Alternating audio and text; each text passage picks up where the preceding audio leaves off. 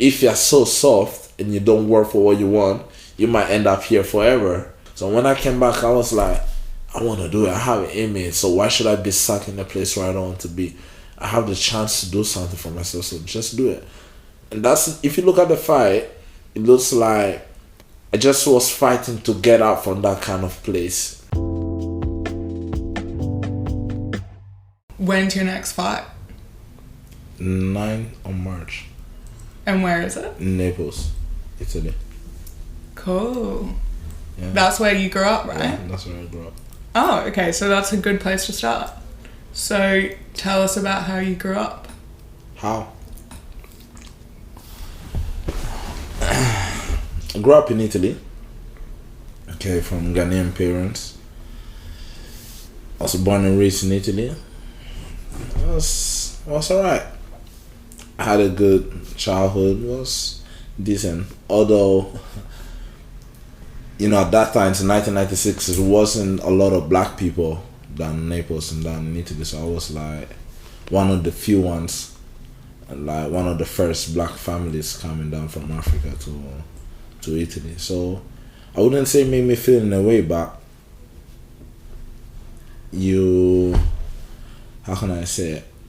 You actually see the difference between people when you're like the only black kid around. You know what I mean? In what way? Because everyone is white. That's the thing. You know what I mean? So my family was one of the first black families. So basically where I come from is a small town called Lago Pacha. Okay, it's really a small town where there's not a lot of people in there, but mainly white people. Okay, so, and we only had like, let's say 3 black African families in that time. One was my cousin family, and I have 2 more families over that. We get close, we are friends since we are childhood because we all born and grew up in the same time. But at the same time, we still go to school and you still have a lot of white people. You don't really have the black community over there. So let's say like we were the first down Lago Pacha where I grew up. So, yeah. And was that a positive experience or negative experience? To be fair, I didn't even notice a big difference when I was coming up, because I just noticed everyone was white and black, but I didn't see a big difference. The difference you're gonna realize when you grow up. You know what I mean? Because I wasn't that kind of kid that usually go out like that. But when you're growing up, starting getting to like 13 years old, starting going to school, starting to see older people and stuff like that, you realize that there is a little bit of difference. You know what I mean? And that's when I started realizing it, that there was. Like what kinds of things? Difference, like mindset and the way of thinking was quite different. Not only between me. Let's say that I grew up in an African family, okay? A Ghanaian family. And we are under the rules of my father, basically. My father doesn't have the mindset of an Italian father, basically. Because all my young guys, all my peers at my age, they usually go out from when they're 14, get into the teenage age. So they're going out, gonna have going out on the weekends, basically on Saturdays and stuff like that. And my cousin was doing it. His father wasn't on his skates that much, so he was able to go out and stuff like that. So the time that we were growing up, I realized that, wait on a second, why are other people going out and I'm not? So that's the moment I started confronting my dad. I'm like, yo, like, can I go out? And that's the moment where he was saying no. I was like, why not? And he didn't have that mindset of that understanding of me going out and having fun. So when I go and present that option to him to go out, he was like, why should you even go out in the first place? I don't know, I'm just chilling with my friends, have a good time. And that fact of chilling and having a good time, that's the thing that he didn't really understand. Because from where he's from, the way he grew up, you don't really have time to have fun and enjoy yourself in that way, you know what I mean? So it's like, he didn't really understand it. So I was saying north and he was saying south. And there was no way to compromise and to get in the middle ground with the whole conversation. So it's like really hard for me in that point of view. So I'm noticing differences, like that kind of difference from inside my family from the outside. So once I was a kid and I was growing up, I didn't really feel no difference because at school people just treated me like a normal kid.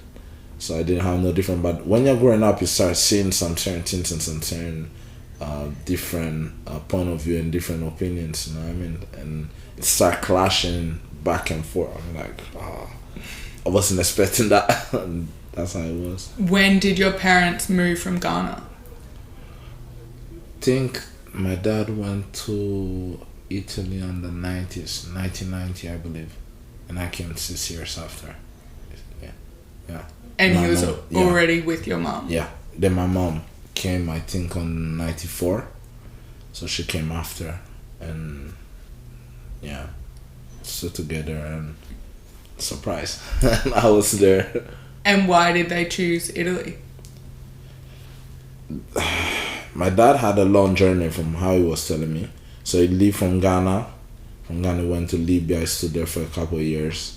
And some of his friends were telling him that there were a lot of opportunities down in Italy. So he traveled bit by bit. Then he went up. Then he went to Naples. And there were opportunities, but not as many as we thought, as he thought in the beginning. What's his profession? Is refrigerator, so it fits up fridges, air conditioners and stuff like that. It was hard in the beginning for him. It was hard because he wasn't able to find the right occupation. It was just doing like general work, but it took us a little bit of time before he could work with what his degrees and stuff like that, because you know the language barriers and stuff like that. So I need to improve his Italian before he can actually go and propose himself to the companies and the work. But that was it. And why did he want to leave Ghana? That's crazy. He told me that he wanted to leave because of he wanted to buy a truck for work. And when he told me that, I'm like, you left Ghana to buy a truck and you end up to Italy. Like, that's a long journey just to buy like truck to put your stuff in. So yeah, that was my idea. And I think he never get enough money to say, okay, let me go back and do it. So he got to a point that he felt like he was almost stuck in Italy. Then I came, my brothers came. I have two twins brothers, they came as well. So the idea and the plan was, okay, let's change it. And let's try to let the kids get their passports, the Italian passports and stuff like that. But that's another complicated, another hard thing as well. Because in Italy, although you're born there, you cannot get your passport until you're 18. Huh. Yeah, sadly. So let's say my parents are from another country. I had my Ghanaian passport. Basically, I was because Ghanaian. They're from Ghana. From Ghana. Even though you weren't born there. Even if I was born there. And the law was saying that I had to get to 18 before I can send a request and show them proof that I was in Italy for all my life. Then I can get my passport. So I couldn't leave Italy. Until you're 18. Until I'm 18. And you got it now. Yeah, I got it now. I got it 19 years old. So it takes 1 year before they can give you the passport because they have to do all the checks of every year that you've been here, all the documentation and everything. So after they review it, you can just get it after 1 year. And they just get to me. And was your mum happy to move to Italy? My mom was just...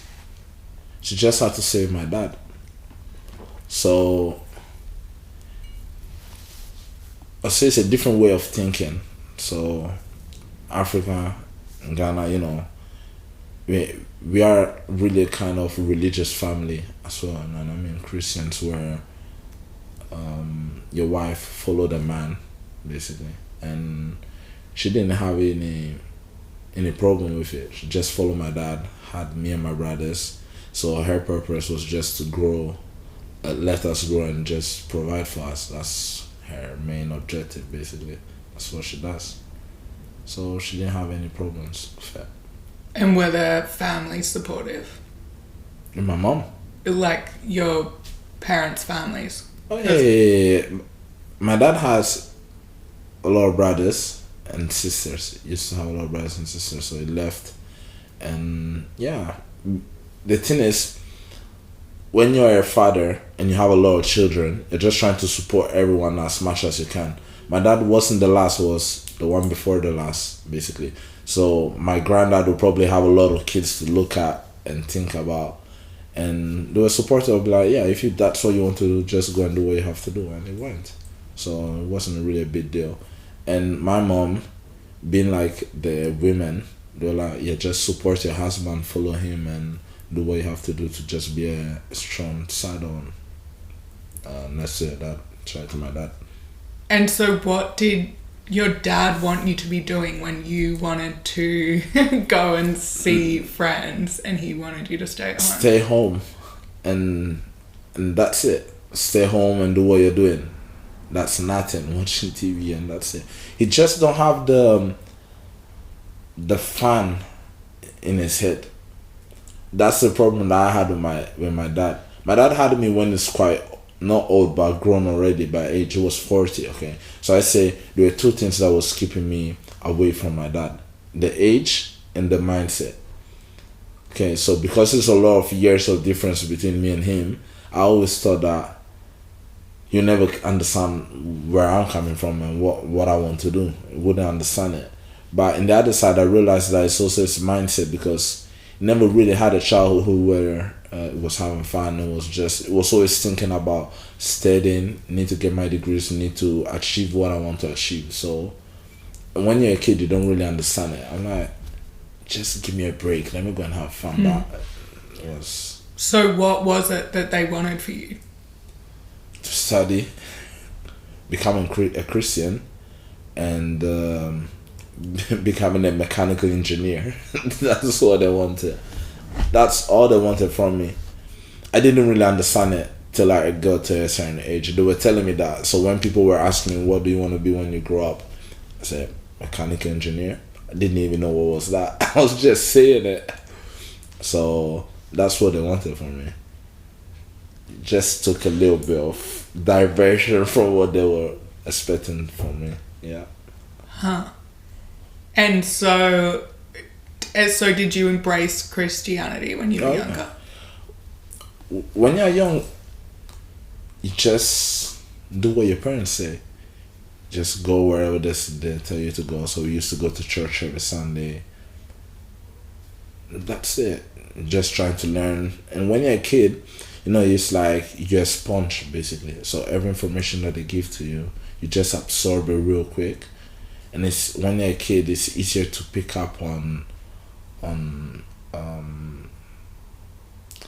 certain things, because it's like, if you tell a kid this shoe is God, the kid will believe that shoe is God.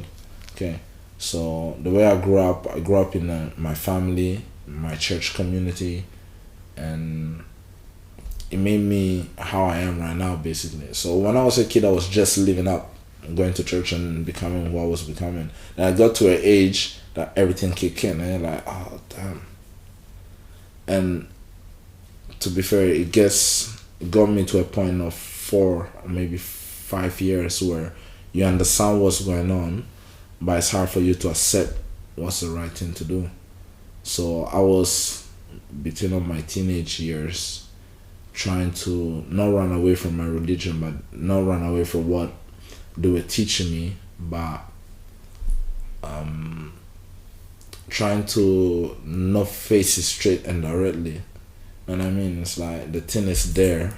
You still go to church, you still follow what your parents are teaching you and everything, but at the same time it's like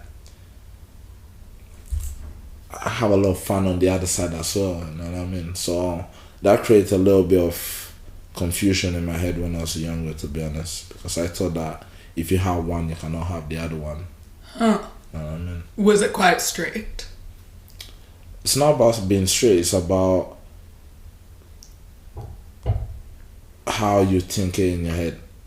You know what I mean? So in my head, I was thinking that if I'm a Christian and try to follow my Christianity, I wouldn't be able to live my life how I was living it. It's not that I was doing extreme or crazy stuff. I was just, that's what I was thinking basically. Huh. Interesting. But I guess it's important to have that time to explore and figure stuff out for yourself. Yeah, definitely. Because you wouldn't understand some stuff until you are in there. And I mean, I wouldn't be able to just, I would not be happy if I just came out and do what my parents would tell me to do straight up, because that wouldn't be living life, you know what I mean? I had to experience my things by myself and understand what's right, what's wrong, what makes more sense for me. So it's not only about, it doesn't matter how long your parents be trying to put something into your head. It gets to a point that you have to ask that into yourself and be true to yourself. Be like, does this thing make sense to you? And it made. So I'm like, yeah, so it's fine. So I'm just trying to make my own adjustments on putting the two words together, basically. Mm-hmm. You know what I mean? So that's it. And so did that make you feel isolated at school if everyone was like able to do whatever they wanted? I was not isolated, but I realized that there were some different things that they were doing and I didn't do. So like, we are Christians, right? But we don't celebrate Christmas. In Italy, you have a lot of people that celebrate Christmas. And let me explain you why. So when I was a kid, I was 13 years old, and one of my best mates were always having arguments on Christmas time, telling me like, why don't you celebrate Christmas? I'm like, I don't know. That's what my dad said. So once he was telling me that, I was going back to my dad and tell him, why don't we celebrate Christmas? And he was telling me, well, in the Bible it's not written that we have to celebrate Christmas. It's a thing that we human beings decide to celebrate. So we don't do what we want, we do what Jesus and God tell us to do. So I go back to my friend and give him that answer, and he was like, yeah, but we want to do something good for Jesus and something good for God. Remember Jesus, that's why we're celebrating it. Went back to my dad and said, yeah, that's why they're celebrating it, because they want to do something good for Jesus and remember when he was born and stuff like that. And they were like, yes, okay, you're doing something good for Jesus, but what about other things and all the ethical things that he's been teaching and people are not really listening to? So what you're saying, you want to do what you want, but you don't want to do what he tells you to do. Well, he has a point. And I went back to my friend, I'm like, no way I'm gonna celebrate Christmas then. That's how it's gonna be. Because we're just trying to follow what he tells us to do. It's not about celebrating Christmas, but it's a little bit of hypocrisy saying that I just want to remember Jesus, but at the same time I don't want to do what he tells me to do. I'm like, that was it, basically. And so was that like within your church, people wouldn't celebrate? Yeah, most of them. Or just your family? So the church was a Church of Christ, okay? So you have a lot of American people, stuff like that. And Christmas is really strong in America and stuff like that. So people do celebrate Christmas, but at the same time it's like, it's not the same reason why other people are celebrating it for, you know what I mean? So people just celebrate it because they want to celebrate it. And if you ask them why, they'll say to remember the birth of Jesus. But Jesus said a lot of things and never said celebrate my birthday. So it's like you want to do what you think is right, but at the same time he give you a book or give you a lot of instructions and don't really follow none of it. So it's like it get to a point where I had to realize that this made sense and it didn't make sense to me, so I accept it. But when you're a kid and you see everyone having fun and celebrating all these holidays, you're like, why everyone is having a good time, having gifts for Christmas, I'm not getting it. So it's me not understanding because I'm a kid. But once you grow up and you realize that, like, yeah, it makes sense. I mean, what's the church? Church of Christ. Huh. What's that? And what else is like specific about that church compared to other ones? I've been to a couple of other churches, okay? Once I grew up, I've been to, in Italy, the religion is a Catholic church, okay? So you have the priest and... Yeah, that's mine. That's yours. Yeah, so you have a lot of different kinds of church. I've been into Catholic ones, I've been to... I don't even remember the name, but I've been in other churches, okay? Just to have a little experience, or in some special occasions I've been there. And... it's quite different from the way we do it, because we just divide our service basically. So we have go in, we sing, we pray. Then it's divided just into communion. So you drink the wine and you have a bread. That's the communion. Then we have the sermon, and that's it. That's what we do. We pray and we go home. And the whole idea is doing the communions because that's what Jesus taught us to do, basically, to remember him through that. So that's how we actually remember him every once in a week. And we have a sermon, like the service about someone just pick up some quotations from the Bible and give his personal experience about what it feels like. This, he can try to help and to motivate people around the person that's giving the sermon, basically.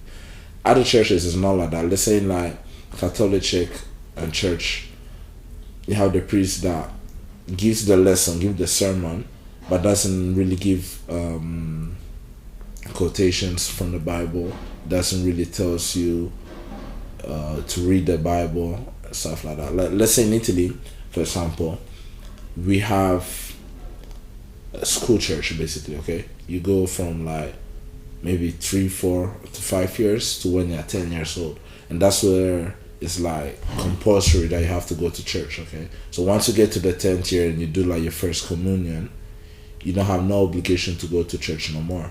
So it's like, if you want to go to church, you go to church. But because it's no more compulsory, a lot of people go away from it. So you never stick into it. Okay? So there are a lot of different things, and the way of the approach is really different as well. So I think the end goal is all the same, to try to be a better person, ethical, morally, and believe in Jesus Christ. That's the most important thing. The only different is the way we do it is different. You know what I mean? It's a little bit hard. It is hard to just try and follow the right way, but you get to a point that everyone has to do what he thinks is right. You know what I mean? The right way to follow Jesus Christ, and that's it. And that's the whole thing. And so what did you want for your life when you were growing up? I didn't know. I feel, if I look back at myself, you get to a point that I didn't know what I wanted. So I was just championing a lot of things, but without really, I never had one thing inside me telling me I want to do this, I want to be that, until I get to a certain age. So people were inviting me to do stuff. I was going out sometimes with my friend, fighting with my dad. Someone invited me to the gym. I've been doing a lot of stuff, but at the same time I was like, I didn't have that call from the beginning. You know what I mean? So I never had one thing that I said, okay, I want to do this. You know what I mean? So, like a little example, I have my 2 brothers, okay? They are twins. They always had something special that they knew that that's what they wanted to do. And everyone could see clearly. Although they were kids, they were like 2, 3, maybe 4 years old. And you can see that they were made for doing something. What was it? Drawing. They're both artists, okay? So one does more portraits, and the other one does more animations, drawing and stuff like that. So I was like, you can actually see them like being kids, being creative, and they're like, yeah, these kids are gonna be artists. You can just say it, and that's what they are. If you look at them right now, you're like, this house is a mess, full of drawing everywhere. It's like, that's how it is right now. Every time I go back home, they always see some new drawing, new painting. I'm like, yeah, we knew it from a long time that that's what you were gonna do. I didn't have that. I was like living, but without knowing what I wanted. So get to a certain point that I had to make a choice for myself, and that's why I decided what I wanted to be.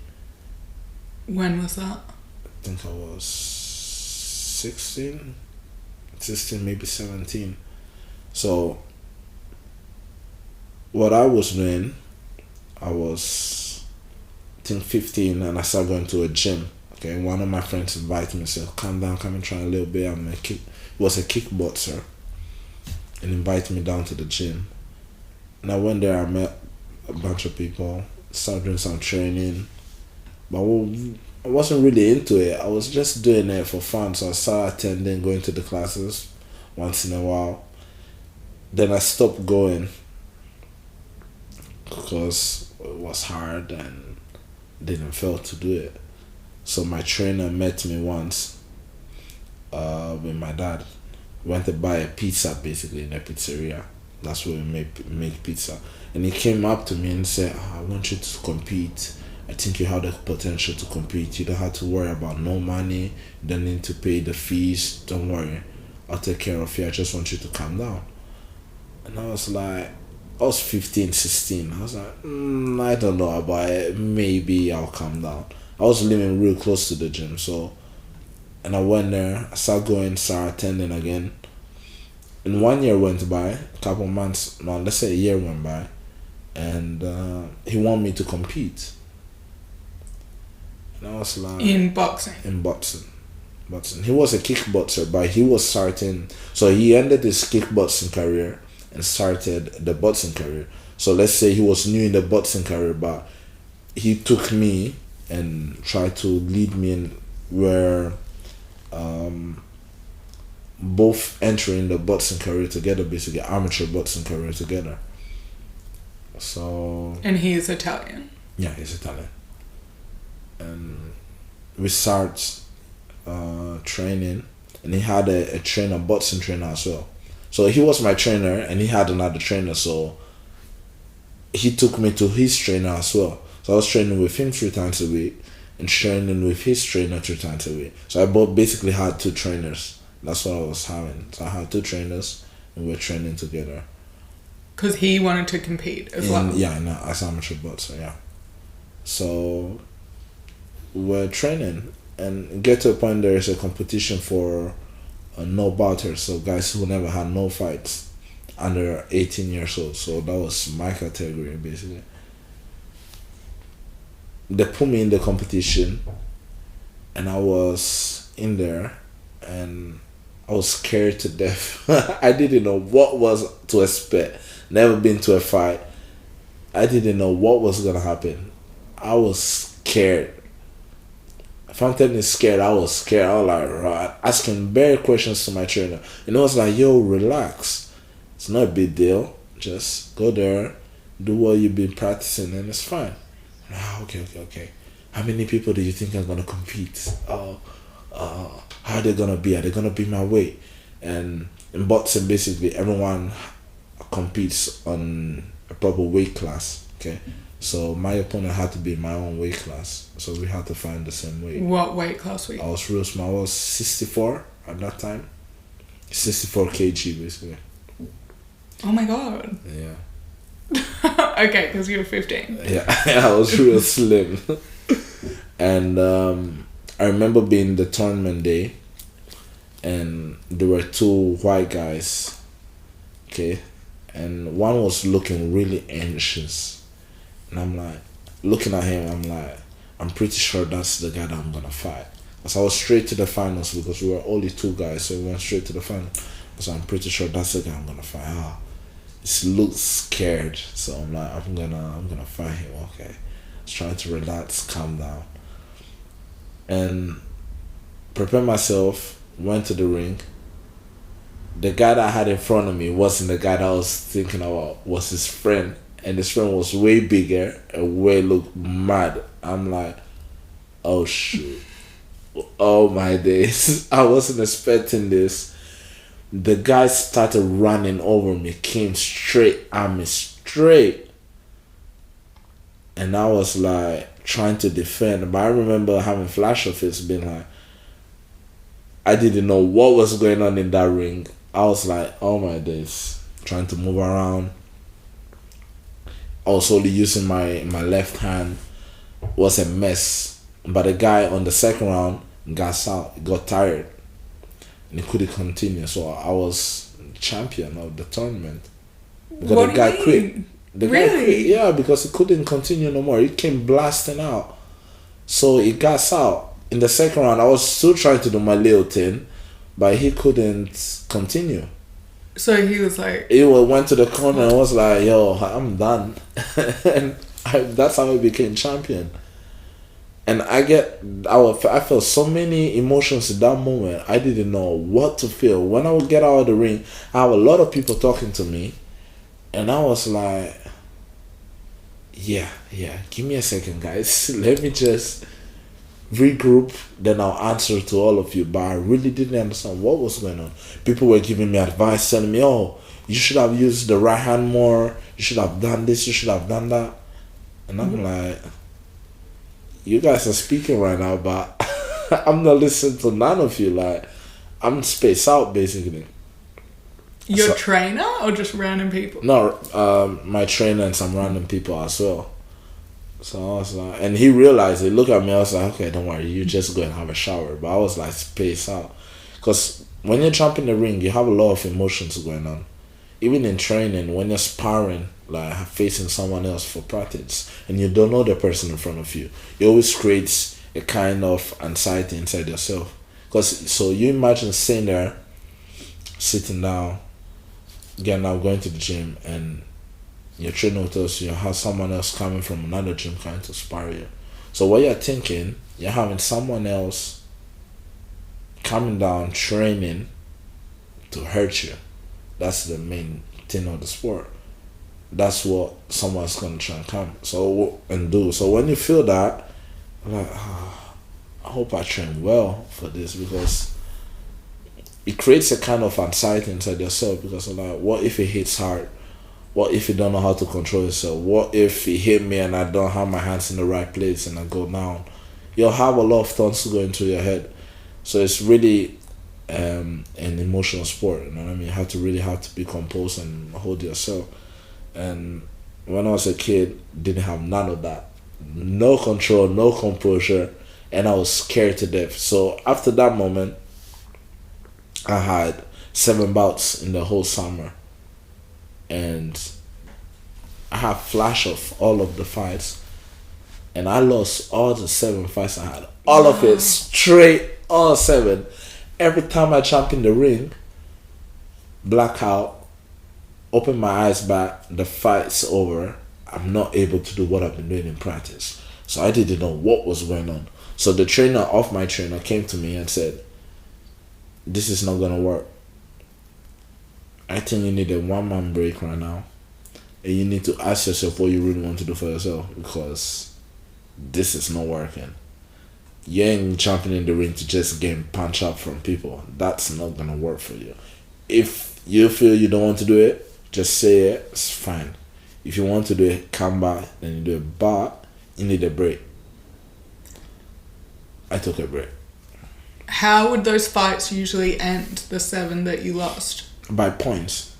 Okay, so you'd make it to the end. Yeah, I made to the end, but it's like you don't have control on yourself. So it's like the ring bell, the bell rings, and anxiety kick in, and you're not able to perform as how you want to perform. You're not able to do what you want to do, because you feel like everything tightens up, and you're like, I cannot do it. And you try to do little stuff, but at the same time it's like you can't push the extra gear. You know what I mean? I remember my second fight I had with like one kid, real bulky guy, shorter though, and we were both tired in the second round. Okay, it was a really even fight.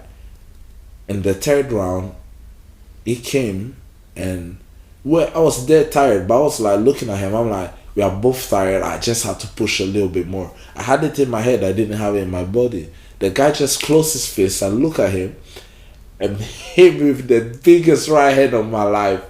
And then boom, my head went back, see all white, came back in front, and the referee is giving me a standing 8. So what that means is once you get hurt in a fight, the referee counts you to 8 to find out if you're okay. So he gave me a standing 8, I was okay, I finished the fight. And after that fight, I remember I was telling myself, if I just had a little bit more inside me, I would have been able to take the opening before the opponent took the opening. But I didn't have it. So that's basically the story of my 7 fights after that. So I took 1 month off. I went to work with in a fish market. Basically, it was a monger. One of my friends had them, was only a monger, so I started working with him. and that was in Naples, basically center of Naples, and that was my first job, I believe, that I had. Worst experience of my life as well. Napolitan grown people yelling at you. I'm 15, I'm 16. People yelling at me right, left, and center everywhere. I don't know what they're talking about. And Napolitans are really loud, make a lot of noise, really, really a lot of noise, and they are really expressive. They move a lot. They are really kind in a way, but they're really down on earth. Okay, so if you don't pick up something, they'll just tell you bad words. Imagine me 16 years old among a lot of white people yelling at you left, right. I'm like, I want to go home. Like, what's going on? Because I wasn't expecting that. So my best friend at the time was the son of the owner of the monger. Okay, he's half Nigerian and half Italian. So the dad was Italian and is owning the monger. Okay, and the way he was talking about his work, he was just, yeah, work is calm. I just chill. I just relax. He was the cashier, one of the cashiers. So I thought, it's gonna be a piece of cake. I'm going to go to work and make some easy money. When there wasn't that, no one bit. People yelling at me, and I had a fish in front of me and say, "Yeah, pick that."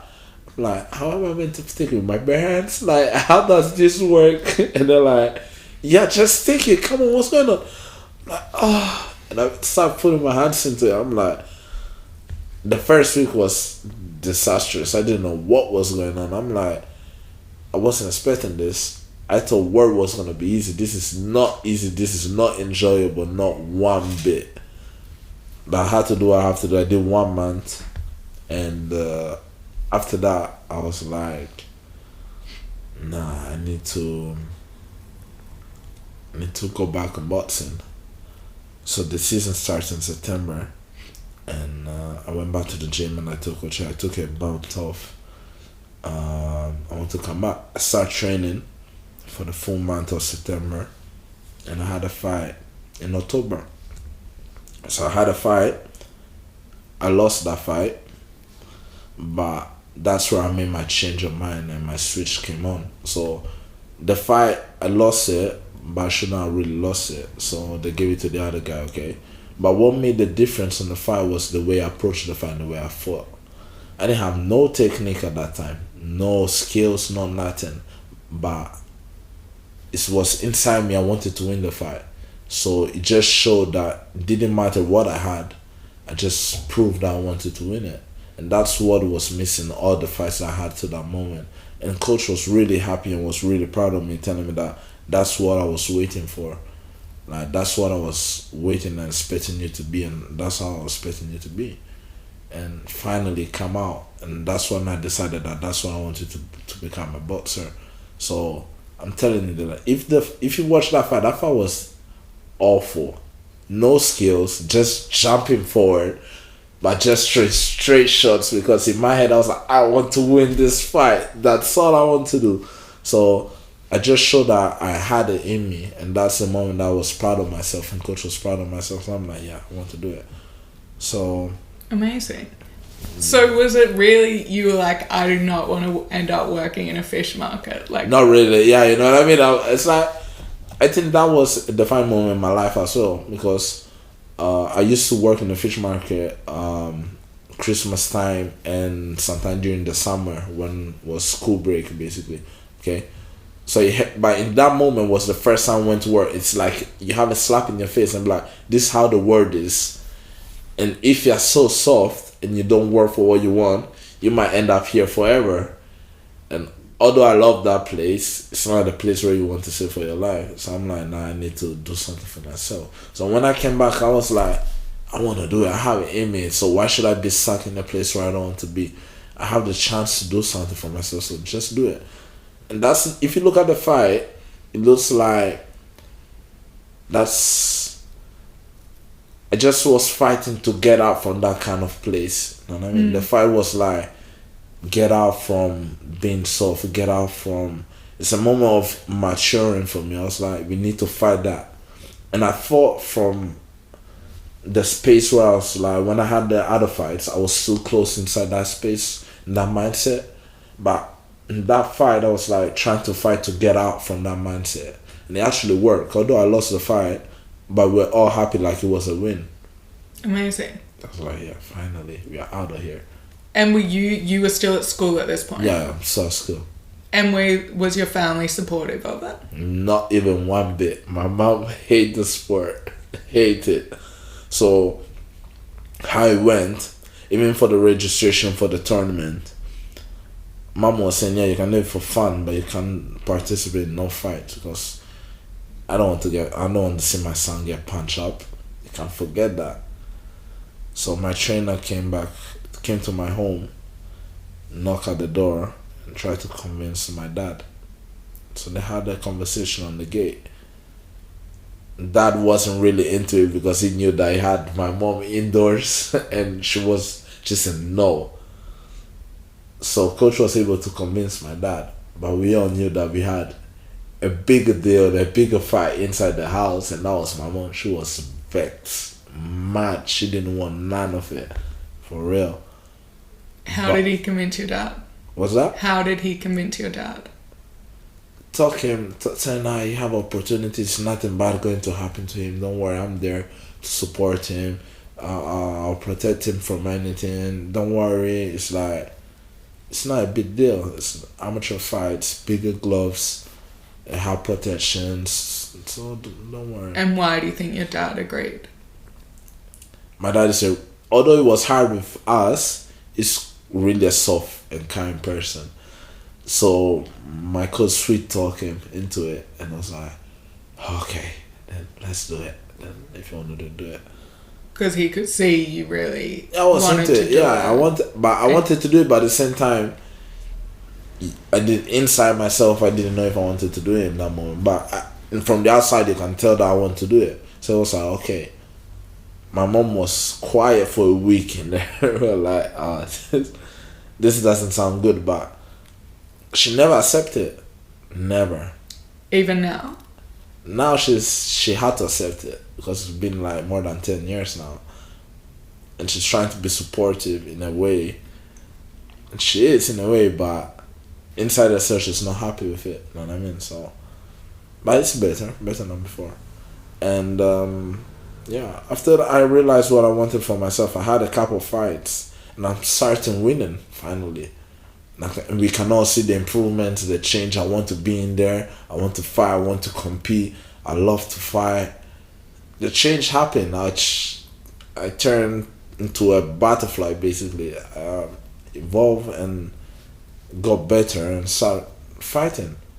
So, at that time, where I was living is Lago Pacho, okay, a small town. And that's where I met my first trainer. And he was taking me to Naples. That's where we had the other gym, the real Boateng gym. And we used to go there. And how far from Naples is it? like 20 minutes by car. Okay, so we used to go there. And we used to compete for this club in Naples, on both of us. And sometimes we have home shows. So home shows is where your club does a show. So you fight under the name of your club inside your club.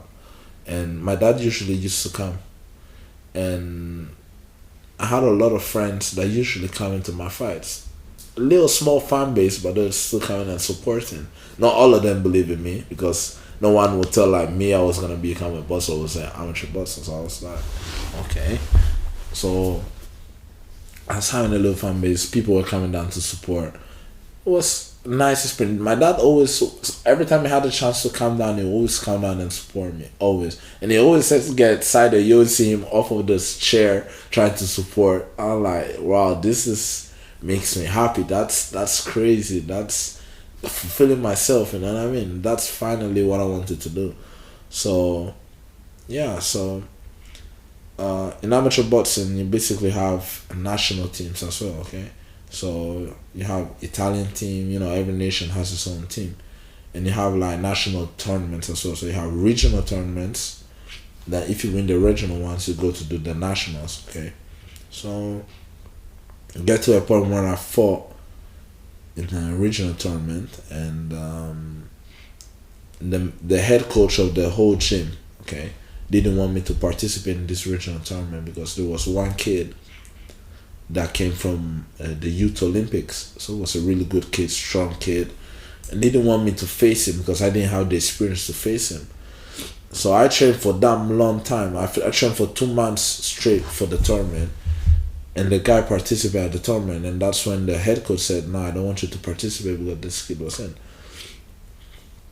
And I was upset. So I went to my second coach and I told him I want to participate at the tournament. I put too much hard work. And it doesn't matter if I face the guy.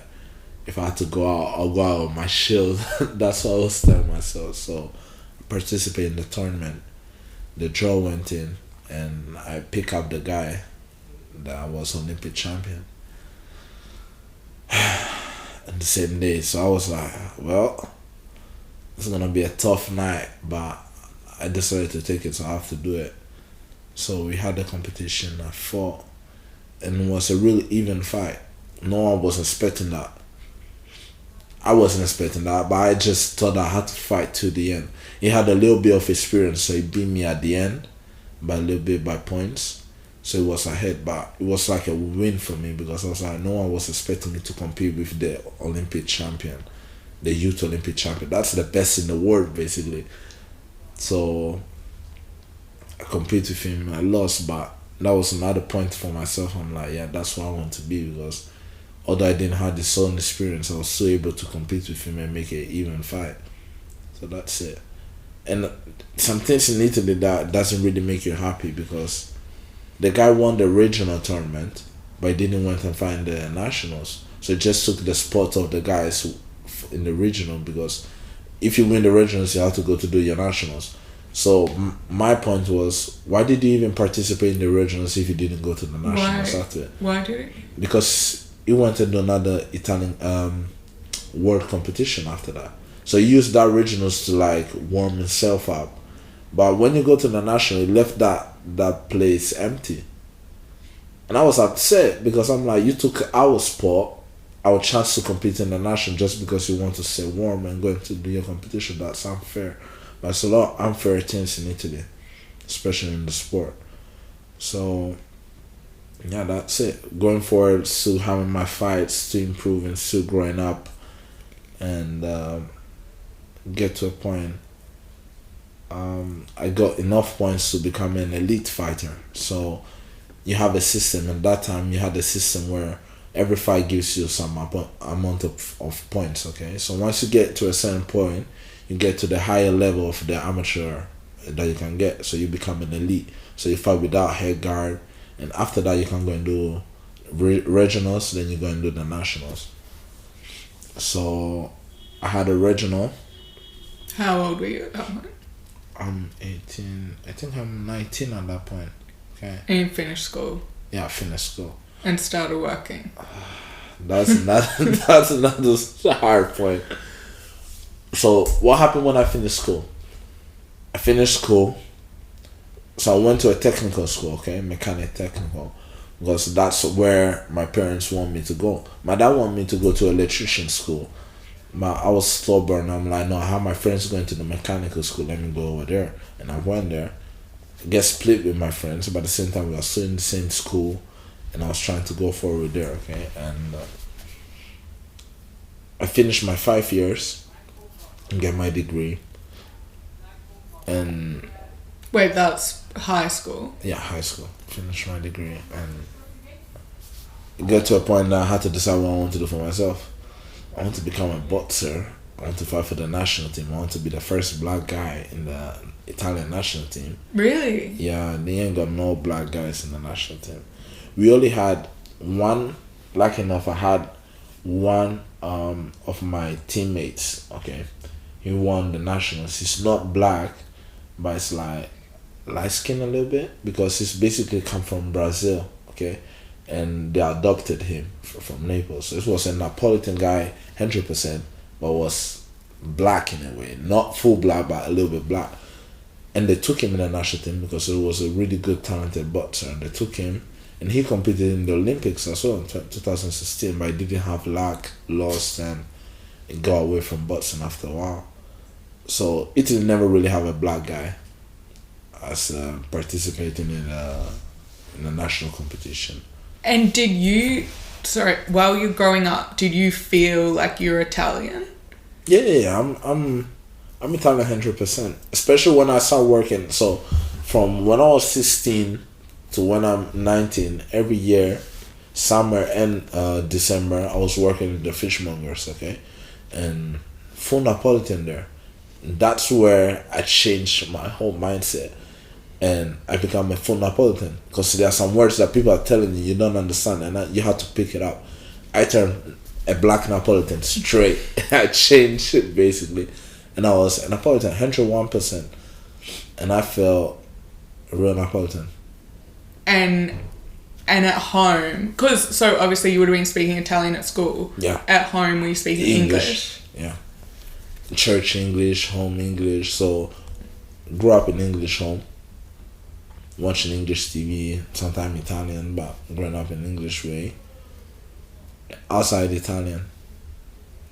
Friends, family, the people you have around school, everywhere Italian. So, I was able to speak English and Italian. So that helped me out when I was growing up. And the hard part got when I finished school, because I had to decide if I had to go to uni or not. Naturally, my parents want me to go to uni. I had to become an engineer and stuff like that. So I decided to go to engineering school, mechanic engineer. I liked studying, okay? But the real thing was, that was a very important phase of my life because I was stuck in between two things. Okay, so I was going uni and I was going boxing. And when I was going uni and I was studying, by get 4 p.m. because I had to go to the gym, I had to leave what I'm doing, what I'm studying, and I had to go to gym. I go to gym, 2-3 hours, go, come back. So we traveled to Naples, come back studying. So when I go back into my books, I'm looking at it, I'm like, how did I even get to this point? So I'm confused.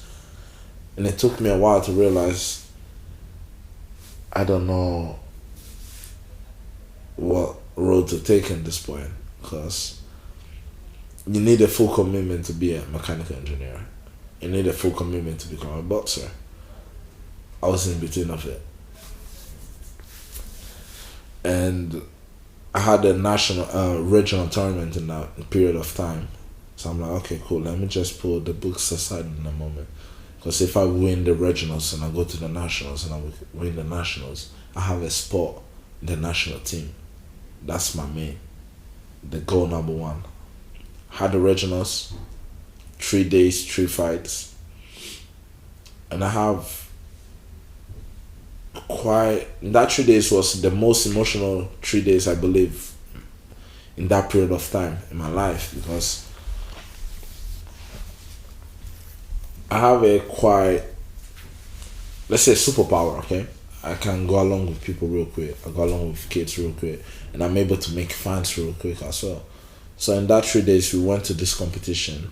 And you have a lot of kids coming down to the competition. Able to make a lot of friends in that 3 days. And the first day, I have a fight.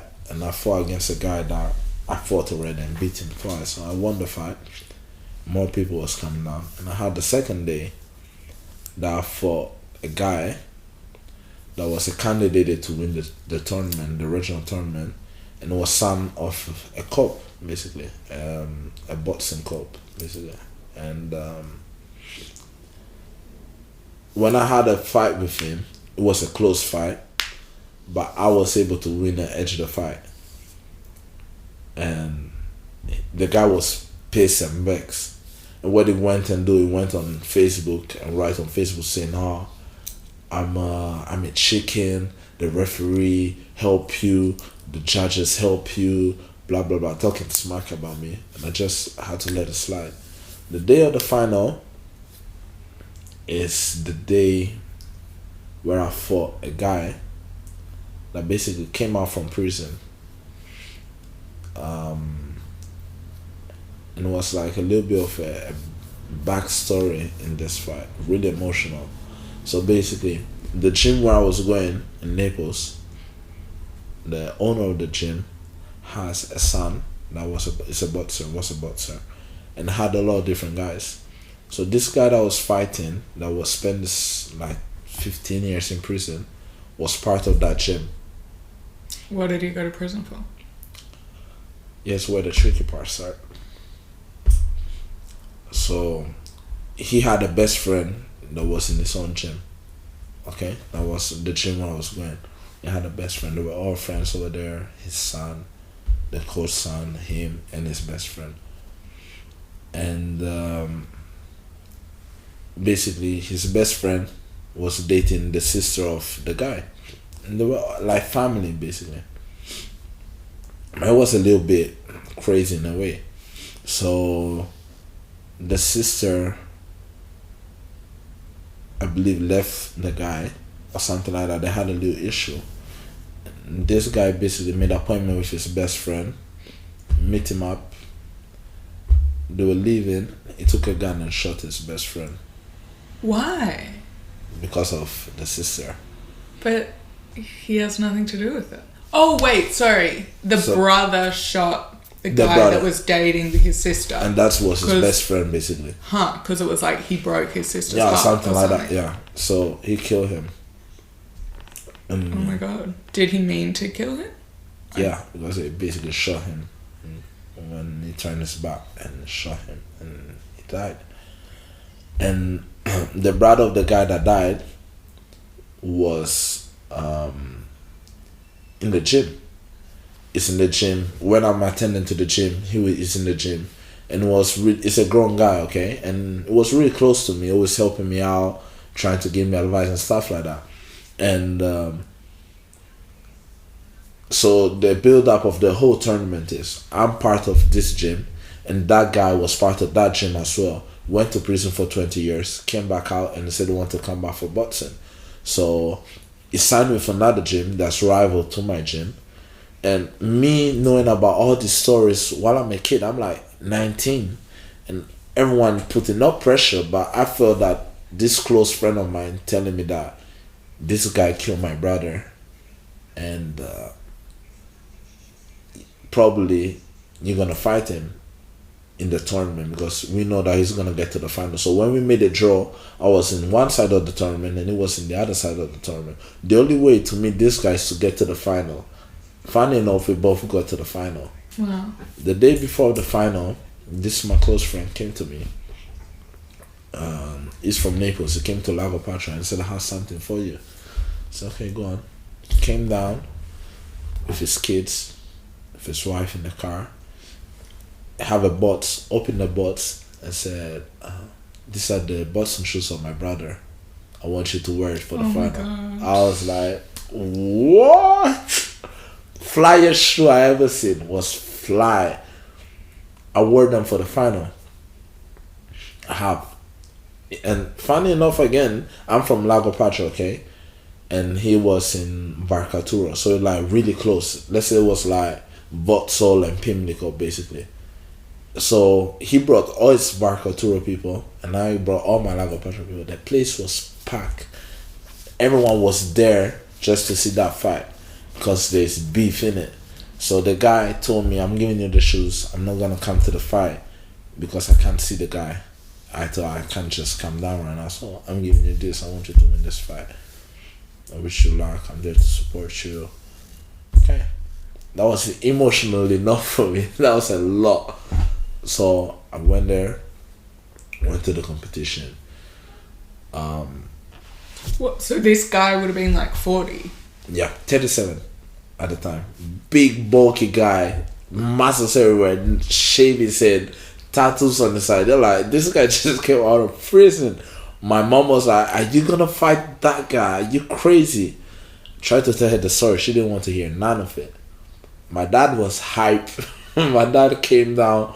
My brothers came down. Everyone was there. Have the hardest fight of the tournament. People screaming loud. It was a loud thing. Kids all over the place screaming, shouting. And get to the end. I had a hard fight. Get to the end. I thought I won the fight. I didn't win it. The guy won the fight.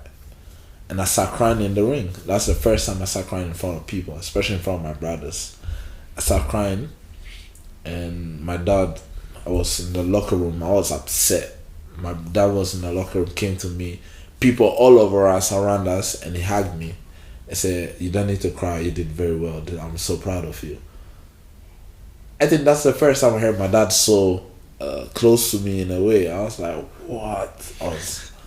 I was crying. I was, damn, this is too much for me. And all the kids I was able to make friends with in that time, they were all crying next to me, crying. So we're like, everyone was crying. So my first coach had to take me, put me in the car, and we just left. I was upset. What am I doing now?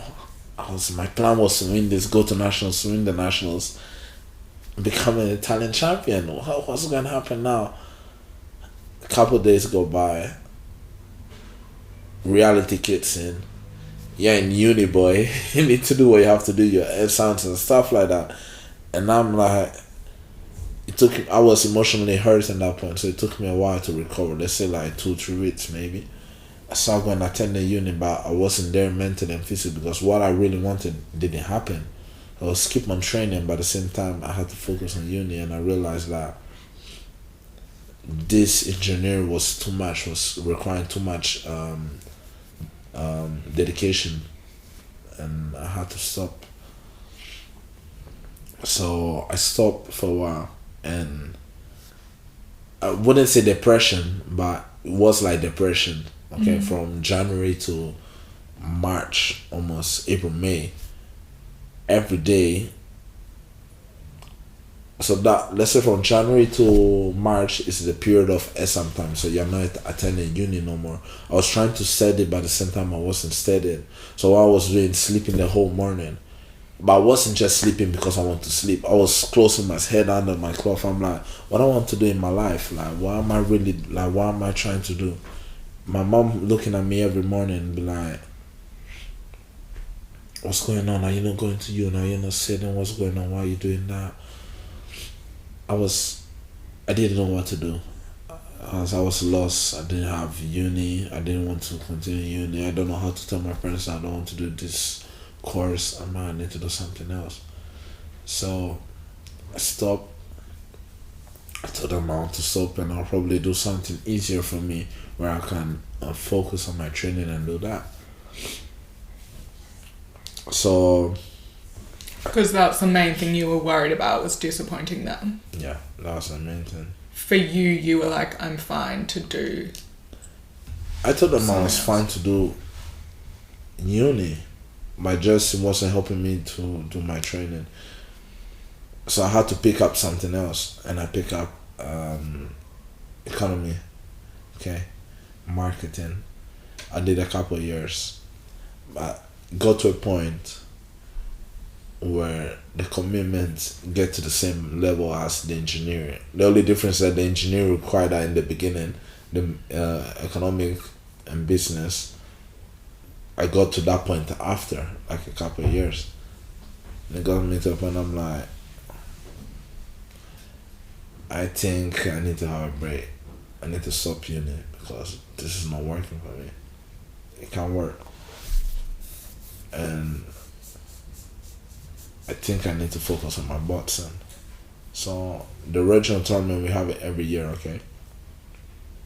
So first year of uni, let's say my second year of uni, but the first year of the new course, I had it, and I was still training, still boxing, and another regional tournament came up, and we had just 3 guys in the tournament.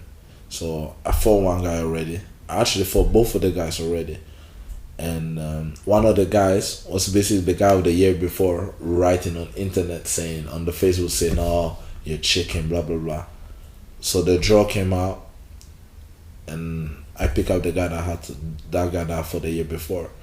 My eyes, flame came in my eyes. I felt fire all over me because I didn't lose that fight, but I felt like I have a chip on my shoulder. So I'm like, I'm gonna blast this guy out. It's personal. Went in the ring, make him regret everything he wrote on the internet the year before. he lost bad, and I was satisfied because I'm like, I'm really. I don't want to say I'm. How do you say when you're always revenging guy? I'm not always looking. I'm not really a bad guy, but if I remember that you do something, I'm gonna get you back. That's how I am. I always say things personally in a way, but in a fun way. You know what I mean? I have fun. Putting that inside myself. So I had that thing and that target for a whole year. I fought the guy, beat him up. In the final, I fought another guy, and it was harder because the day before I gave everything for that guy. So in the final, I was tired, but I was able to win the fight. Finally, I became a regional champion. Amazing. I felt like on top of the world. Top of the world. And so were you disheartened from the year before with the ex-prisoner? I was upset. I was upset, disheartened, but it took me a while to pick up, and because I was doing another course in uni and it was going better, I'm like, okay, cool. But my aim is always to become Italian champion and to fight for the national team. So I won that, and after 1 month I had the nationals, draw came out, and I picked up the stronger guy of the tournament. I didn't know that. My coach knew it, didn't tell me that. We had the tournament. And first national tournament, I didn't sleep the whole night. Didn't sleep, not even one bit. Anxious. I don't know who the hell I'm fighting. First national tournament. I was so anxious that I dropped a lot of weight. I dropped more than the weight class that I was meant to fight. I was 3 kg under the weight class. So the weight class at that point was 69. Because growing up, I put up some weight. So my category was 69. And I weighed in 66.7. Real small. 3 kg less is a lot. So went in the ring. Fought this guy. So looking across the ring, this tall guy with big muscles. I'm like... And I'm really slim. I look like I haven't been eating for a while. Really slim black guy. I'm looking at this guy, I'm like, okay. So first punches go and we cross the right hand. So we both throw a right hand and it clash to each other arms. But the moment that we clash, my arms are tickling a little bit. And I'm like, I'm pretty sure this is not meant to be like that. And there's two reasons. Either his arm is really strong or my arm is really soft. Or maybe both. So I was like, this sounds bad. It was a hard fight. I think one of the hardest in my life. And the guy was having the upper hand on me in the second round. Up it up in the third round as well. And I lost the fight in the first round. That upset me. We finished. I was upset because I was really expecting myself to win the final. I really put in my head that we're going to win the tournament. I was going to go to the final. And we realized that he was... I would have probably walked over all the guys that I was going to fight and fight him in the final if that was the real story and how it have to be. But I fought him on the first fight and I lost to him. I went to the dressing room, look at him, congratulate him. He wasn't having a stop on. So I look at him, I'm like, you're really huge, you know. Like, he was really big. And that's when I realized like he was really big for the weight. And he was starving himself to make that weight, to compete at that weight. And he was naturally big. And that's when I realized, probably I'm small for the weight and he's really big for the weight. So he really used that advantage to himself. And I never was able to be a threat for him during the fight. So I realized that I need a lot of work to do. And so he was my target for the next year. I knew the whole year he was my target. So he won the tournament and he became Italian champion. And after I fought him, I knew that he was going to win the tournament. Because I was really sure I was going to win it. So if someone's going to beat me, I'm pretty sure that he's going to win the tournament. And he won the tournament. And where was the tournament? In Milan. Okay, so it was up north. Lost the tournament. He's from Rome now, and we went to Milan, and I lost the fight. To be fair, when I went, that was my first nationals, And in the whole national, so basically you stay in a hotel, right? Stay in a hotel, a lot of boxers from all the regions of Italy. In the whole tournament, I think we were like only 2 black guys in the whole tournament. And I become friends with the other black guy. Jonathan is from Milan as well. And yeah, it was like, black guy, only black guy, how you doing? How you not doing? Where are you fighting? Was supporting my fight, support his fight. Lost the fight and still keep in touch once in a while. And that's I'm following his career, he's following mine. But saying that just to make you understand that although it's a Italian competition, there's not many black people in it. So I'm like, okay, cool. Lost the fight. This guy is my target for the next year. I'm still going uni. I had my second year of uni. I was still struggling because I'm still training and I'm still studying, but it get to a point that I realized what I wanted. It's just to face it and tell my parents that uni is not for me. It's not that it's not really for me, it's taken away from what I really want to do, and that's training. So I told my parents that, and I stopped uni. Naturally, they weren't happy, and I was able to have a job in the gym where I was training. So we changed the main gym. Okay, so we went to another gym. I was working in that gym. It's a new gym basically. They have boxers, and they are coming up. Like they're trying to build up a little bit. And I was 21, and I was trying to train. Yeah, we were training in this gym. So my target was this guy for the following year. I was a little bit upset during the year, and it got to the point in that summer of that year. It was 2021. No, not 2021. It was 2016 maybe, or 17. 2017. My parents, and my mom actually, was putting pressure on me, wanting me to be a Christian. So basically, the way we do it, once you realize that you have to say to yourself and admit to yourself that you want to become a Christian, you want to follow, accept that Jesus Christ is the Son of God, you need to baptize, okay? And they wanted me to baptize at that point. I was 19. I'm lying, I was 21. They wanted me to baptize. And that's where everything was building a little bit of pressure into myself. Because I'm like, if I baptize, I cannot be going out with my friends. I don't drink, but I can have a drink. I can go to club. I can enjoy myself.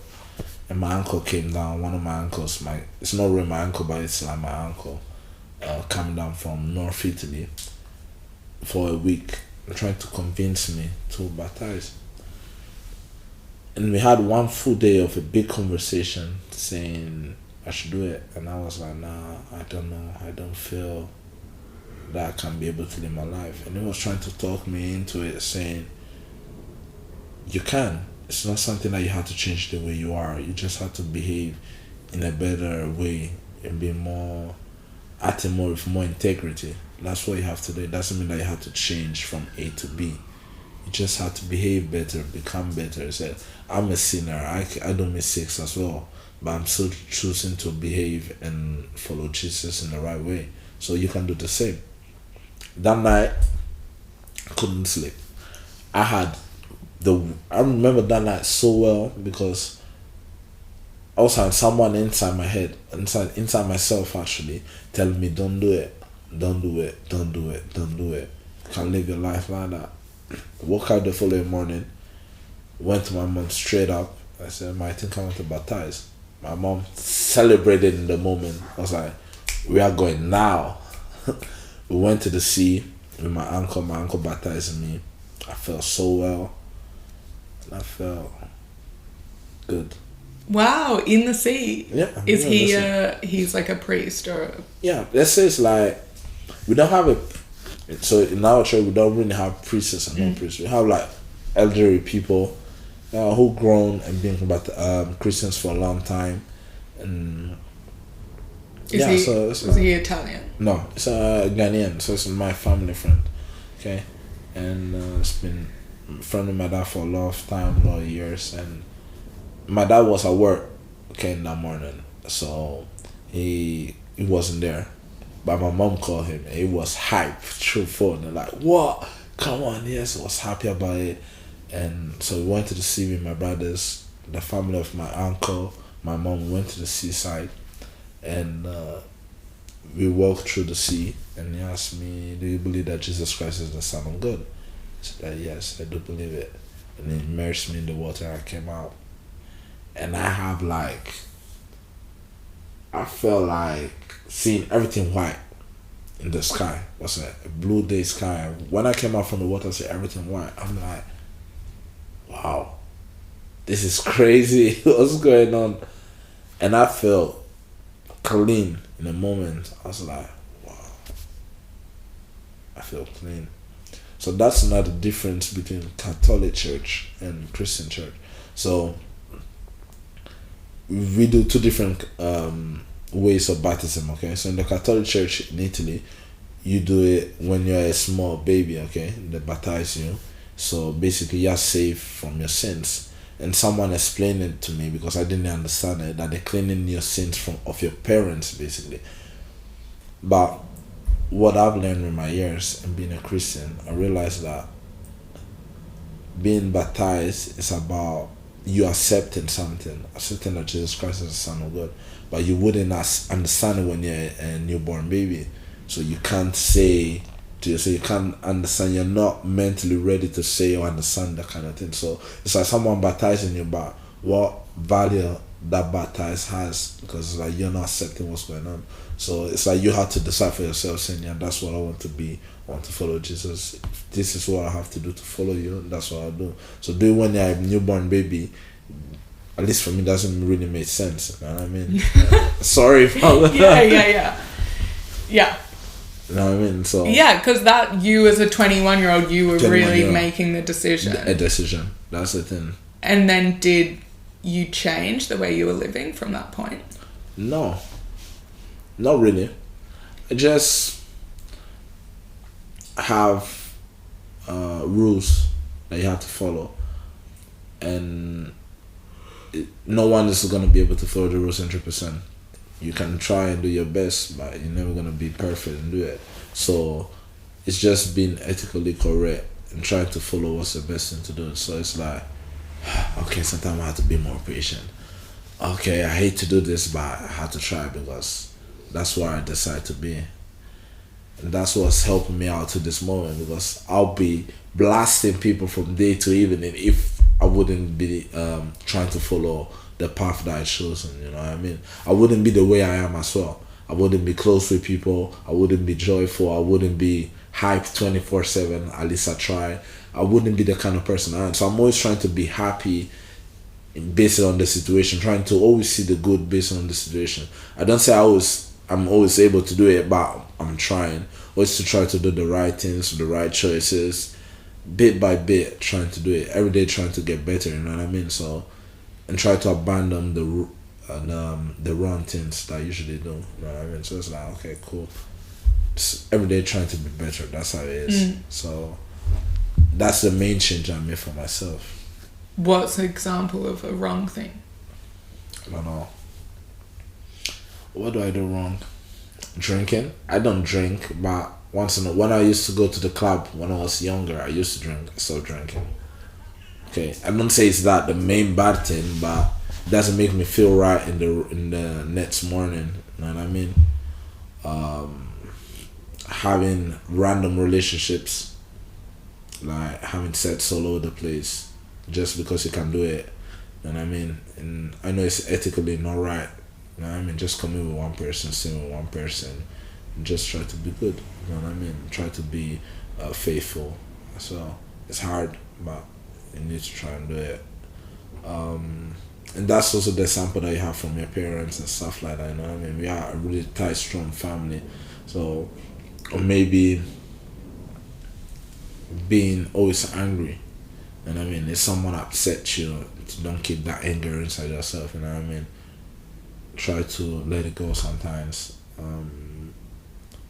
Let's say all the negative that a person can have, everyone has it in different ways, okay, in different levels. So I have it in a way, and I'm just trying to understand what is and to let it go in a way.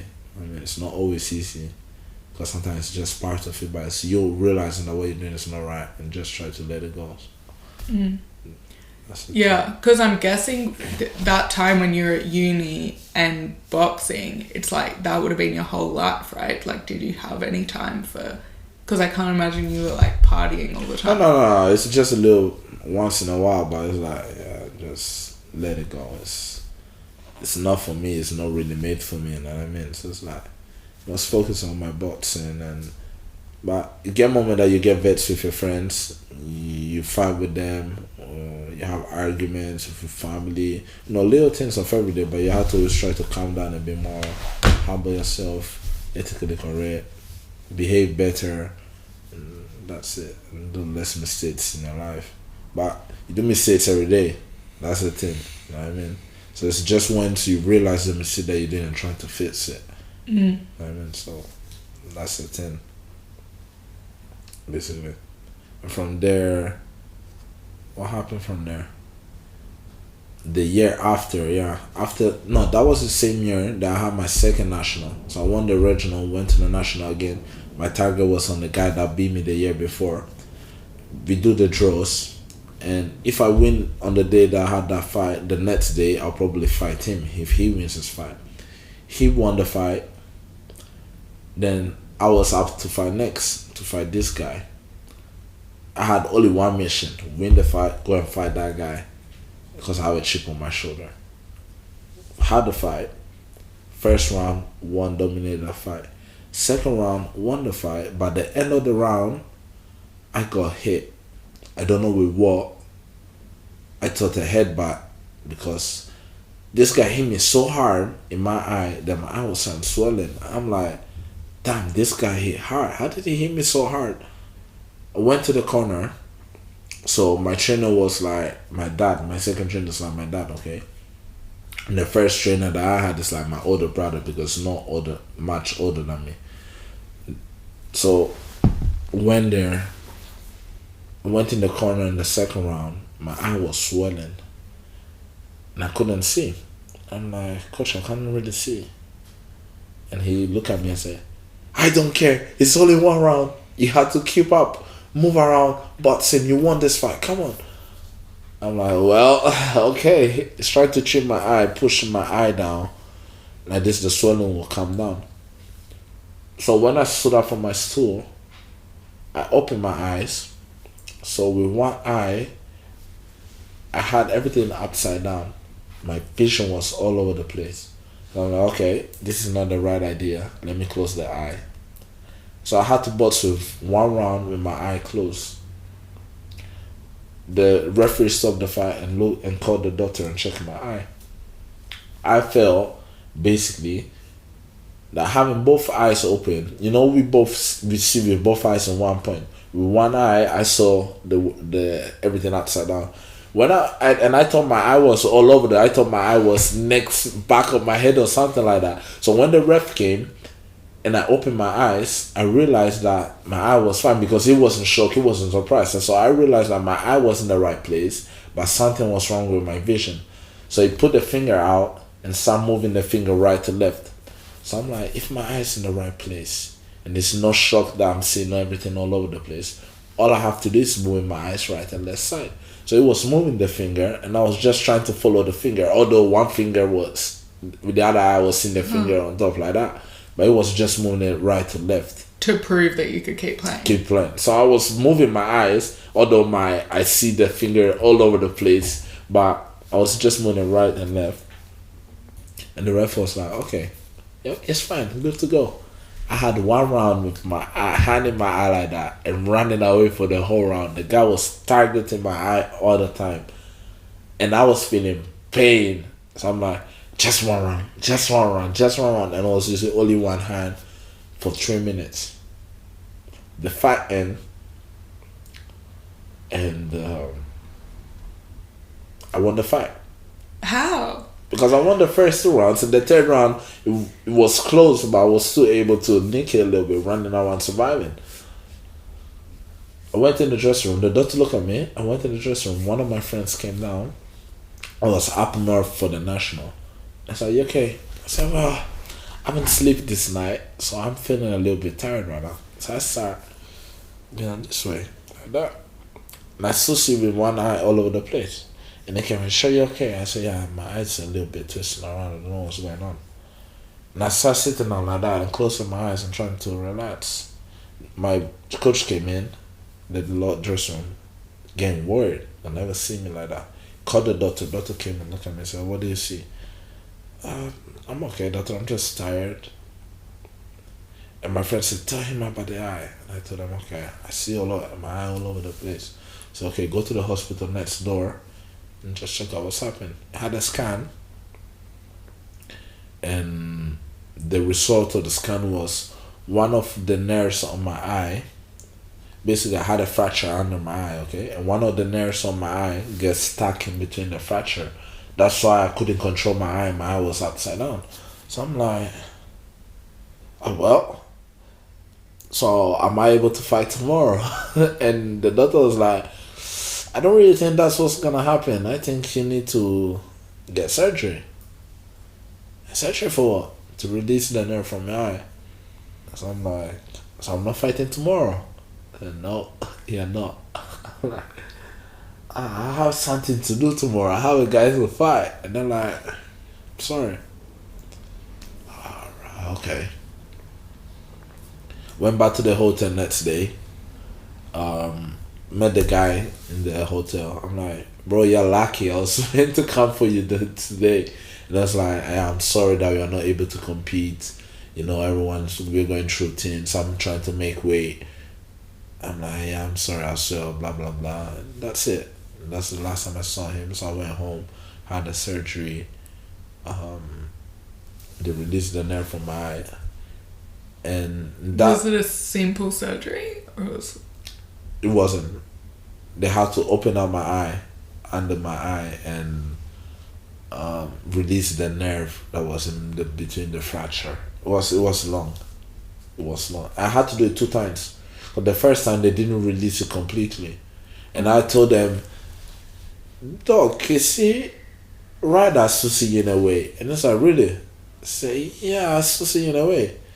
I wanted to go home, but my coach said, "No, you ain't leaving that place until they sort you out."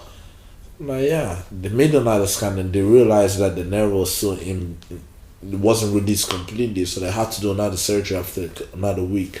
I'm in the hospital for one full month. I was there for 2 weeks, maybe 2.5 a bit. And they had to do a surgery again and they had to release it. So when I was in the hospital and I couldn't see from one eye, I was having a message on my phone with the other phone, okay? And I realized that I couldn't see the letter properly because I see them blur with the other eye. So once I went to the doctor to check my eyes, I'm like, "Doctor, I don't know why, but I can't see with this eye properly." I said, "How come?" I said, "I don't know." Check on my eye, and I had a cataract on my left eye. So, when you have cataract, you have the blurry vision for a while. But it was fine. It wasn't severe. So, okay. But the doctor said if you get a surgery on your cataract, you wouldn't be able to box again. Ever? That's what she told me. And I'm like, well, that means I ain't gonna get the surgery then. So I keep on going like that. So I had the surgery on this side then, release the nerve after 2 weeks and a bit, get back to the gym, try to drop the weight. That's it. So what happened was that for that season, the year after, I was working in the gym, I was training, and I had an injury on my knee as well.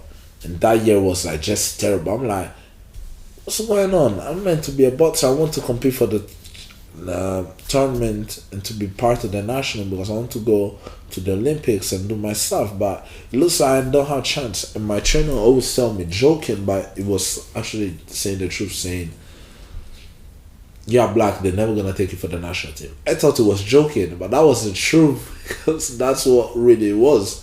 So it got to the year after that, after a year that I was working in the gym, still trying to do my best, still training, still having competitions.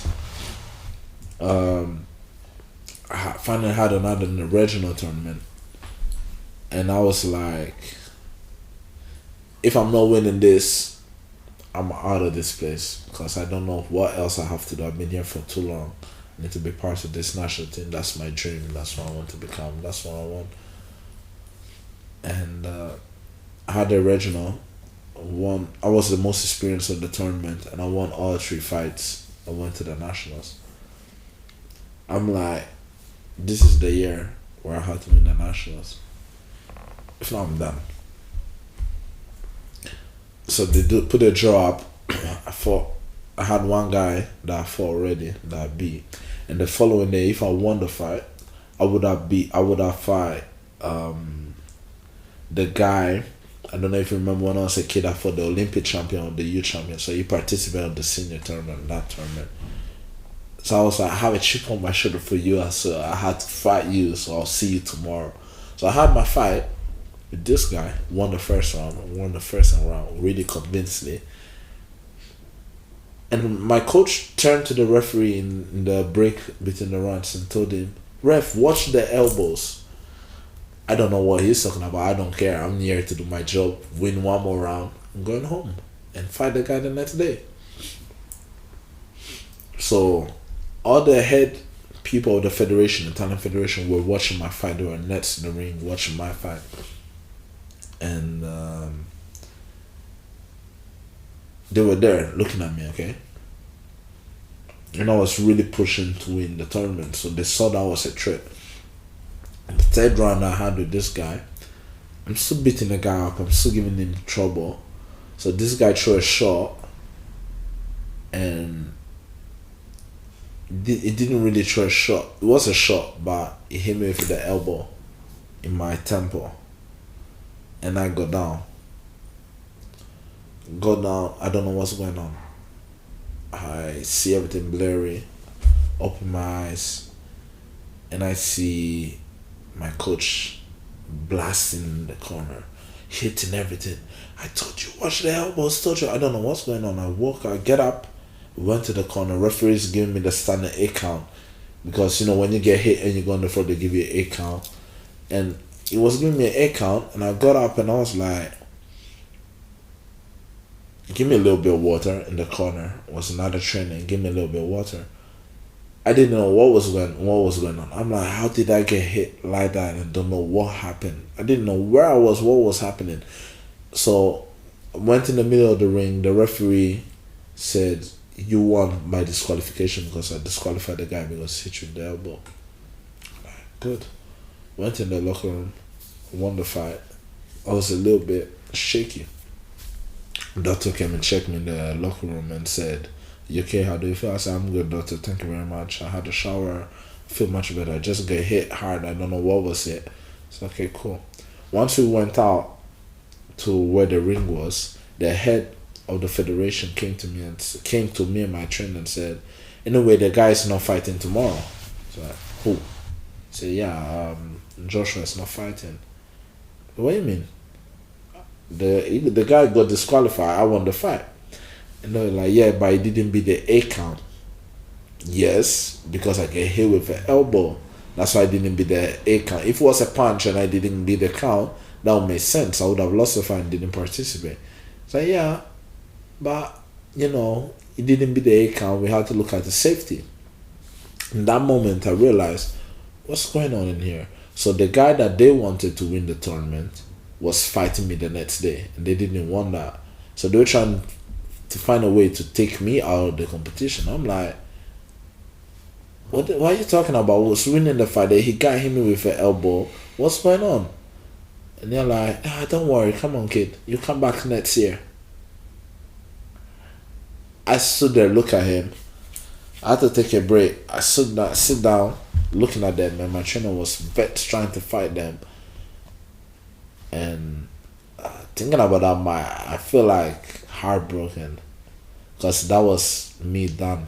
It's 2019 December. I was like, I was the one to cry in that moment, but I felt with no energy even to cry because I'm like, I'm tired. Like, what's going on in here? Oh my god! So that was it. They were like, They just said, "Yeah, out." And it was clearly bullshit. Exactly. So I'm like, and I had a lot of friends, a lot of people. So I have my auntie and my uncle over here, so the brothers and sisters of my mom. Okay, everyone was my friends as well. They're trying to tell me, go to the UK, go to London. You have a lot of opportunities there. You ain't got no future here in Italy. You're working for a little bit of money. You're not really getting what you can get. And plus on boxing, what are you doing in boxing over here? I was like, yeah, it's fine, bro. Like, just let me achieve my dream. I remember after my man telling me, yeah, I'll come back next year. I'll never forget the way he said it. Saying like, this has no value for me. Saying like, yeah, don't worry. Just, you can be back next year. I was heartbroken. I sat down in the car and I was like, I'm probably done. I called one of my best mates. I was like, yeah, that's a moment for you to go out here.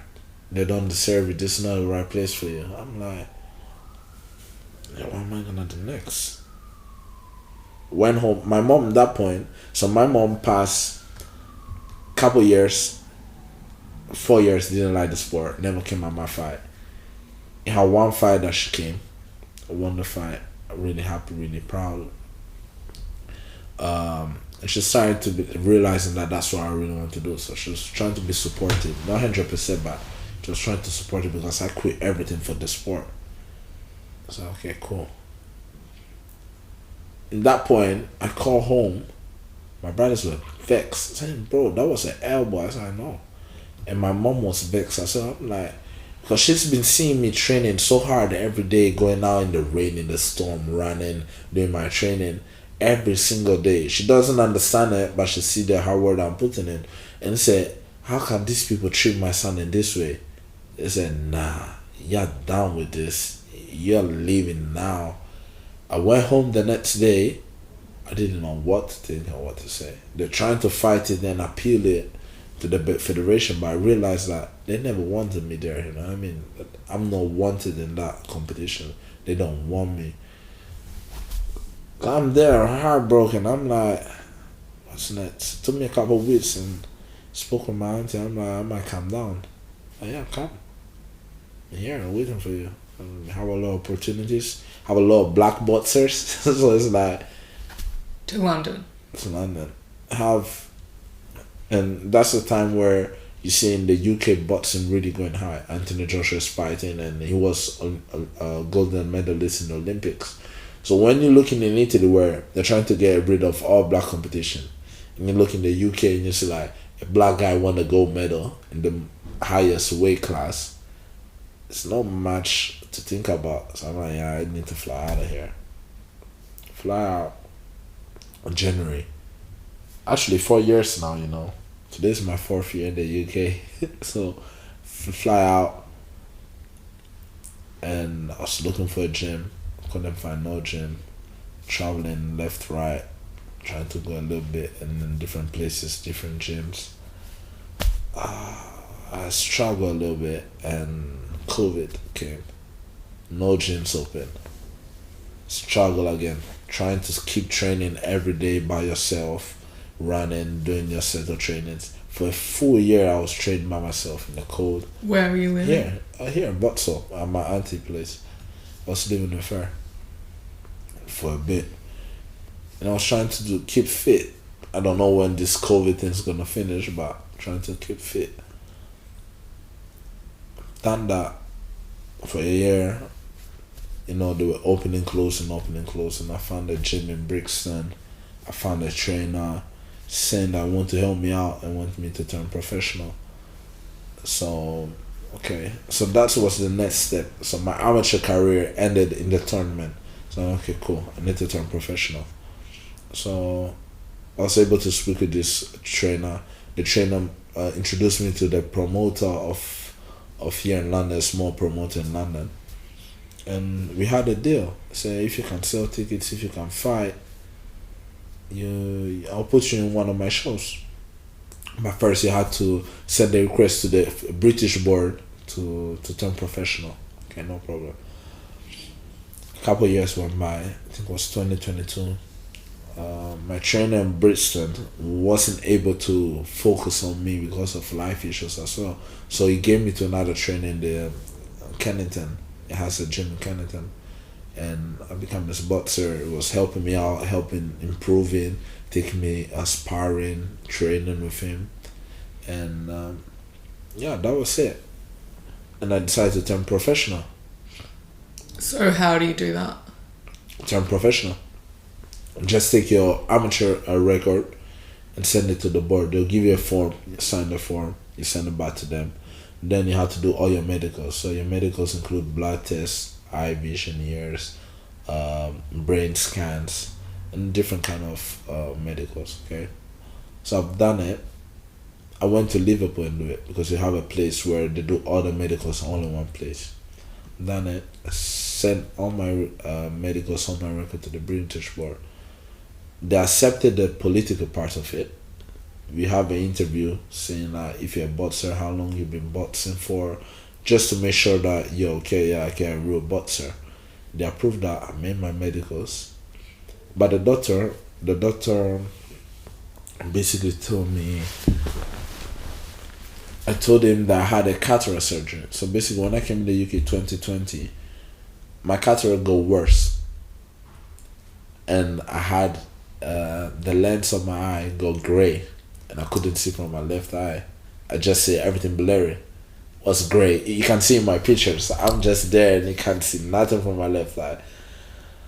It was tough. I ain't gonna lie, it was tough. And I had a surgery 2020, ended 2020. And they took the lens out, they replaced the lens, and everything was fine. So once I went and did my medicals, and I told the doctor I had a surgery, I had a cataract surgery. Okay. I told him actually I had a couple of surgeries in my head and in my eye and stuff like that. So okay, cool, calm, but I'm not sure that they're gonna allow you to fight because of the cataract surgery. I'm like, what do you mean? I said, yeah, I'm not sure. The British board is quite funny with these things. Okay, cool. I send a request, and the British board told me that they cannot give me the license to be a professional boxer. So I'm like, why? Because I had a cataract surgery. And they were asking for more proof that I can box, although I had a cataract surgery. So I went to another doctor always in Liverpool, and the doctor checked me out. I told him what the problem was, and he told me I cannot state that you can box. I can say that it's up to the board to decide, and I can write what I think is right, that you're okay, your vision is fine, but I cannot decide if you can box or not. So that's up to the board. If you need anything, just contact me. I said, okay, cool, fine. So I send the request to the board. I send the letter of the doctor to the board. They consider it, and they were like, nah, that's a risk. We don't want that because your eye is weaker. We don't want you to box. So they didn't give me the British license. I was upset. So my Italian coach told me, why don't you come and get your license here in Italy? So you can fight in Italy and in the UK. I'm like, okay, cool. Went down, get my medicals done, got my license, and finally I was a professional boxer. Fine, nice and easy. I have 2 fights in Italy, won my first 2 fights, and I was meant to have a fight in the UK, my first fight in the UK. So everything was set, everything was ready to go. I sent a request to the board. We sent a request to the board. The promoter had to do that, and I was 2 weeks away from my fight, ready, hype, sold a lot of tickets, ready to do my job. I was so happy that I was going to do my debut in the UK. And 2 weeks before, the board contacted us and told us, we don't accept Joshua fighting in the UK because he sent us a request to fight in the, to get a license, and we didn't accept that because of the eye, so we cannot accept him to fight in the UK. Upset. I was upset because I was so close, and you're telling me 2 weeks before the fight, after all the hard work that I've done, this is too much. And that was in November, and I had to be December, no fight, and I went the whole year with no fight. And I was like, nah, this is too much. So 2023, I was like, okay, cool. Then I can only rely fighting in Italy for the moment. So no, say I had to fight in Italy. But boxing in Italy is not as good in the UK. It's harder to get shows. It's harder to get fights, and boxing is not as good in the UK like that.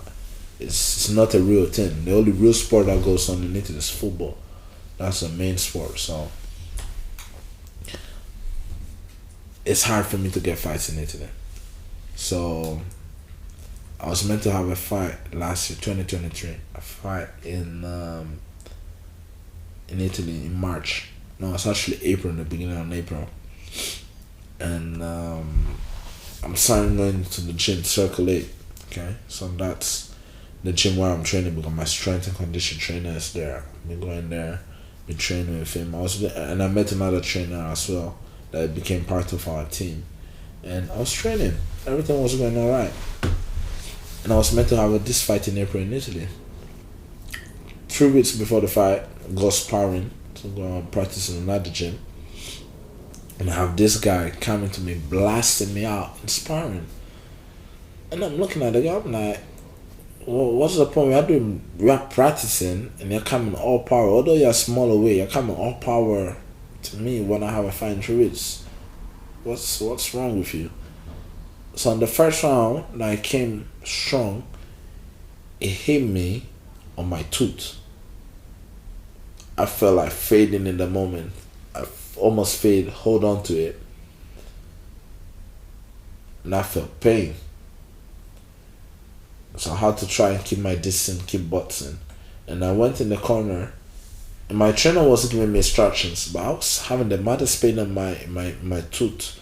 I thought something was wrong. Definitely something was wrong. And he was talking to me, but what I was thinking was, I don't want to get hit there no more because I'm feeling pain. So I had to follow his instructions, but at the same time, I don't have to get hurt. And I've done 2 rounds with the kid. Then I've done 2 rounds with another kid. And I've done 2 more rounds with another kid. But with the last kid, I didn't really want to try and work that much because I didn't want to get hit, because it got to the point that blood was flowing from my mouth and it was painful. This was just sparring? I was sparring. But because the first guy hit me so hard on my tooth, blood was flowing. So I had to try to be composed on myself. So once we finished the spar, coach was telling me bare instructions, telling me that I wasn't really all that happy because he wanted me to follow the instruction, but I couldn't tell him I have a big problem in my jaw right now, I feel in pain. I couldn't tell him because we were there. So once we went out, I'm like, coach, I think you need to give me some ice, because I was swelling. Give me the ice, put the ice on there. Went home, he gave me some medicine to take. I took some medicine, and I remember putting a piece of meat, cold meat here in my jaw. And during the night I woke up and I'm like, look in the mirror, looking at myself. I'm saying, I'm pretty sure that's not meant to be that way. My jaw was swell like that. Maybe I need to go to hospital. I went to hospital the next day and made me a scan. I have a fracture on my jaw here, one line over here. That was okay, cool. Go to the hospital. They said I had to make surgery, put some plates on my jaw.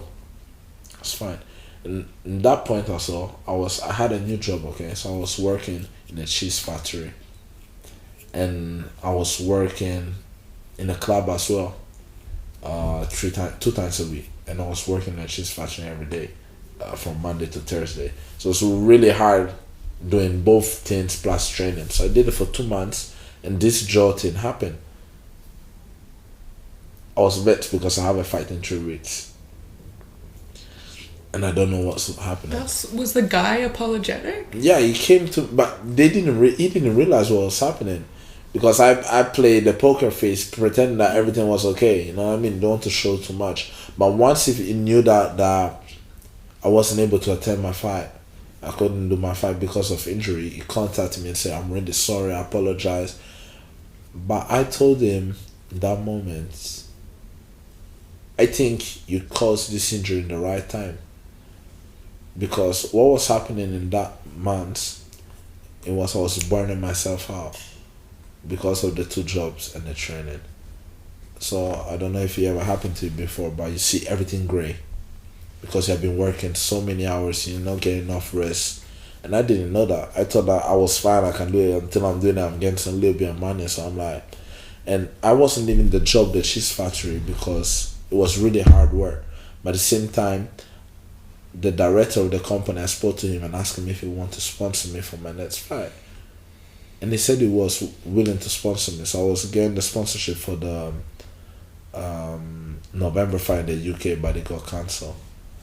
And he told me he's still willing to work with me. So I never willing to leave the job because I had someone that really wanted to support me in my fight. I'm like, I was really happy for it. It was really supportive in a way. So I'm like, okay, cool, I'll try to support you for your next fight. My fight got cancelled. I had to cancel it. I had to pull out because of injury. So I pulled out. I didn't have no choice. And I was hurting again.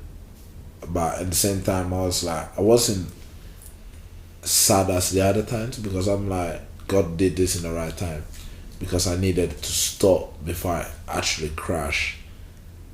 But what I was doing, working Monday to Thursday in the cheese factory, working from 8 to 5. Like making cheese? Yeah, cutting cheese, something. And they put me in another session where I was doing more hard lifting stuff, working in the warehouse and stuff like that. So, up to Thursday night I had a club. I have Thursday night, Friday night, and Saturday night. Sunday rest and go back and work again. And the mean all of the week I'm still trying to put my training in. It was working, but I was burning out. And I didn't realize that. So once I started realizing, I'm like, oh, it's getting a little bit hard. Then I get hurt and I had to stop I had to stop both jobs. And I took a break. I'm like, wow, I think I actually needed that. I needed to stop because I was really doing too much. And that's when I started thanking God, because I'm like, He didn't want me to crash, and I was about to crash. I felt that I was crashing. I was doing too much, thinking too much. And my body needed a break. So I took a break from both works. I was in sick leave for a couple of months. And I get back into training. Everything felt getting back into place. Then I have another fight scheduled for July. And I was able to do that fight in Italy. Went to the fight, won the fight, and that was it. After the fight, I'm like, yeah, that's what I want to do. And that's what I realized, and that's my third professional fight. I won the fight. And in this moment, I realized that that's what I want for myself. I want to become a professional boxer. And I always tell myself, I'm going to go on TV for the kind of person I am, the kind of personality I have, and the way I box. But one thing I realized and I've learned, boxing is not always how good you are. It's also the kind of person that you are as well. Because you have to be like, it's a business where people have to use you to be the face of something, you know what I mean? And I always thought that I have a good personality, good face, nice face, let's say, to represent the sport as well, you know what I mean? Represent the kind of people as well. And being supportive and with people and stuff like that will always help. So that's why I decided to do and to be a professional boxer, to achieve it. Only thing was that holding me up was the fact that I cannot fight here in the UK. Because imagine you traveling to a country thinking that that's the place where you're going to make your change of your life, and that same country telling you, nah, you're not fighting out here. I'm like, what? No way. Then what's the point of me coming here? I have a gym. I have someone to support me, because on top of that, Circulate, the gym where I used to train, I asked them if they're willing to sponsor me. So they're sponsoring me now. So I'm officially sponsored by the gym as well. And that's the best thing I can get, because they're trying to support me every month. And when I have a fight, they try to support me as well, because I'm there. I was there every day, and they saw the kind of person I am, the kind of energy I have, and I never asked anything for really. I was there for like a couple of years now, and they're like, "We like you, so if you really need help, we'll help you out." So I'm sponsored by the gym now, and I'm like the best scenario. So now it looks like everything is set. The only thing that was missing is me fighting in the UK. So Circle 8, they actually helped me out to get another opinion by another doctor for my eyes. Not long ago, I have an opinion by the doctor. The doctor was like, I think you should pursue this boxing career, and I don't think this eye is gonna hold you back from you boxing. I'm like, are you serious, doctor? So you're gonna write a nice letter for me to send to the board? I'm like, yeah, I think I'll do that, and I'll find some documentation where they'll say that you can box although you had a cataract surgery. He wrote that letter up, and we sent a request to the board to fight in the UK again for February, the 16th of February, and unluckily they haven't accepted because of the same issue of the eye. So what we did, we sent a letter to the board, telling them that that's what the doctor said, that I can still fight, and they came back to us and they told us that on Wednesday the daughter of the board is gonna come down, and then it's gonna review the letter of the doctor. So we are waiting to this Wednesday to find out if I can actually fight in the UK or not. Exciting. Is we are all waiting. Everyone, all the team is waiting for this news right now, and not everyone knows it. So when people are gonna hear about this and look at that as well, hopefully the board come and say I can fight in the UK. But if not, I mean, you're gonna work it out. I feel like no matter what. Yeah, definitely, definitely. So the main thing is that we need to find a way to fight here, because I know, and that's what I plan for myself for this year. By the end of the year, max early next year, I want to fight on TV. That's what I've decided for myself. Doesn't matter against who, against where. I want to fight on TV. I'm gonna be on TV. I'm gonna fight there. That's what I decided and what I believe in for myself. Because I've been sparring a lot of top guys of the country already, and I've been really doing well against them. So when I'm looking at it, I'm like, why are they fighting on TV and I'm not, when I really hold my own against them? And I'm like, I haven't got the license to fight in the UK. That's the reason why. So that's my stepping stone. So once we step and pass over that, we are there. I know we're gonna get there. We are there. I mean, I'm 101% that we're gonna do it. That's one thing that I never had a doubt. And the moment I realized that this is what I wanted to do, is happened when I had the surgery on my eye, the first one. When they took me to the hospital, I phoned one of my friends. I was in the bed of the hospital. I couldn't see with that one eye, and I had the surgery on the other one. And I told him what happened.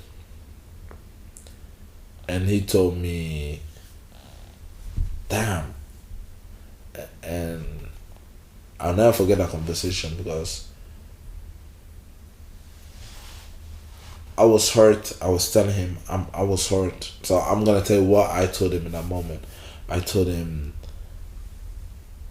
I was hurt in that third round, and I didn't have no answers. And I had a camera, so every ring has a camera. We were having 2 rings, and we had a camera on YouTube on us, and it was live. And I knew that was hurt. I knew that I have a fracture, and I didn't want to get out of the competition. The year before I lost, because I lost to the better guy. This year, there's no way I'm gonna lose. And I couldn't see. I have the vision upside down, and I had to look inside myself and say, you need to find something in you that makes you go through this situation, because I don't want to give up. This is what I want to do. Although I have problem and difficulty right now, I'm in a difficult situation right now. I had to make it. I remember looking up to the camera with one eye. I'm like, people that I love are looking at me right now. I can't give up now. And I looked back to the guy and I saw him coming storming for against my eye. And the thing I was looking inside myself in that ring in that moment was, you have to do it. You have to find a way to do it. So that I think was the most challenging 3 minutes I have in my life, because I was like, I'm feeling pain. I can't see, and if I open my eyes, I see upside down. The guy's aiming for my eye. This is the most hard moment in my life, and I'm doing it because I want to achieve something in this sport. So when I was in the bed of the hospital, I was thinking, I'll follow this, and I'm thinking out loud, and I'm speaking with my phone on the phone with my friend, and he was listening at me. I'm like, about to cry. I was actually crying when I was saying all of it, because I was telling him I had to find a way, and I did find a way. This is what I want to do for myself, because you have boxers, famous boxers that fight through adversity during the fight, and I had to do it in a smaller competition, a national competition, but compared to the world, there's nothing at this level. It hurts me that I'm not able to compete no more, but I've learned a lot about myself, and that's what I want to do for myself, because I've made it through it. I didn't quit, because that was a moment where I look at the camera, I'm like, should I quit? This hurts. I have a fracture on my foot. I feel something is wrong. I can't see. And I never thought about quitting. I was just thinking about, we have to find a way. We have to find a way. We have to find a way. And I was able to find it. And I was like, damn, I passed this moment. And I looked so deep inside myself, and I was able to pass it. That this is what I have to do in my life. I was crying on the phone. I believe this is what I want to do. I was crying, emotional. And from that moment, that's the moment I realized that's what I want to do. And fast forward, that's still what I know, that's what I want to do. And one of my close friends over here told me, yeah, I really believe that you're going to keep on going till the last breath of you, because that's what I can see from you, looking at you, because it looks like you don't want to really leave the sport. I have the chance to leave the sport many times. And one thing I always said is, I want to live my life with no regrets. So what happened if I quit today and tomorrow was the day I was going to make it? I'll probably be upset. And I did tell my mom that I'll keep going till my churches, then I'll start working and find a real job. But hopefully I can get more money and give her something. I just should be like more, more in peace with herself, thinking that I can provide for myself from the sport. Because in this moment I cannot do it, so I still have to find and do my jobs, work, because I cannot do it yet. But that's what I want for myself, you know what I mean? But what I want, set my family, my mom and my dad first. After I've done that, I can start thinking about myself, because they have to see what they want for the son, is that they're able to provide for his own self, you know what I mean? That's what a parent want that their own child, like the children, be able to walk on their own feet. I'm doing it now, but I know I can do more. I'm not doing more because I'm focusing on my sport, focusing on what I want. So that's my thing, and I know I can do it. So that's all. Every time I think about my sport, every time I'm looking inside myself and thinking that if I can do it, if I want to do it, it makes me feel emotional. My eyes start blinking and thinking like, that's what I want to be. That's what I want. It's there. I see myself there. You know what I mean, be on the top. That's what I really want. That's me. I mean, I've been talking too much. Sorry.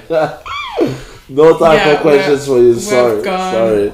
We've gone over 2 hours. This Wow. always happens. Okay, but can I ask you the last quick 3 questions. Yeah. How do you stay grounded? I tell myself it's really hard to stay consistent, okay?